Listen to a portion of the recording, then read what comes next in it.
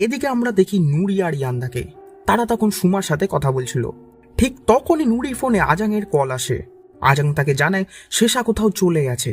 এটা শুনে নুরি আর ইয়ান্দা তাড়াতাড়ি সেখান থেকে বাড়ির উদ্দেশ্যে রওনা হয়ে যায়। এদিকে পুরো গ্রামের মানুষও শেষাকে খুঁজতে শুরু করেছিল, কিন্তু কোথাও তাকে খুঁজে পাওয়া যাচ্ছিল না। আমরা তখন দেখি শেষা তার বাবাকে খুঁজছে, কিন্তু হঠাৎ করেই তার সামনে তার মায়ের আত্মা এসে উপস্থিত হয়। এটা দেখে শেষা ভয় দৌড়ে পালাতে শুরু করে, কিন্তু দৌড়াতে গিয়ে তার পা হঠাৎ করে একটা ভাল্লুক ধরার ফাঁদে আটকে যায়। এতে সে মারাত্মকভাবে আহত হয়ে পড়ে। ঠিক তখনই নুরি আর ইয়ান্দাও সেখানে পৌঁছে যায় এবং তারা তাদের ভাইকে খুঁজতে শুরু করে। এদিকে শেষা অনেক কষ্টে নিজের পা ফাঁদ থেকে ছাড়িয়ে নেয়, কিন্তু ততক্ষণে সে বেশ গুরুতরভাবে আহত হয়ে গেছে।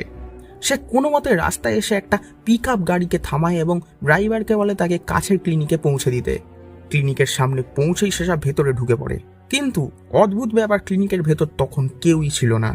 তাই সে নিজেই একটা স্ট্রেচারের ওপর শুয়ে পড়ে।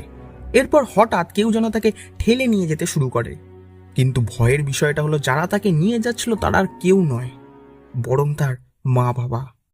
এই দৃশ্য দেখে শেষা ভয় অজ্ঞান হয়ে যায়। কিছুক্ষণ পর যখন তার জ্ঞান ফিরে আসে তখন সে দেখে সে মর্গে অর্থাৎ মৃতদেহ রাখার ঘরে শুয়ে আছে। এটা দেখে সে ভয় কাঁপতে থাকে, কারণ সে বুঝতে পারছিল না ক্লিনিক থেকে সে এখানে কিভাবে এলো।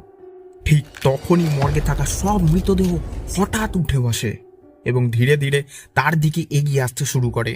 এটা দেখে শেষা আতঙ্কে সেখান থেকে পালানোর জন্য নামতে গেলে সে পড়ে যায়, আর তখনই একটা ধারালো জিনিস তার মাথার ভেতর ঢুকে যায়, যার ফলে ঘটনাস্থলেই তার মৃত্যু হয়।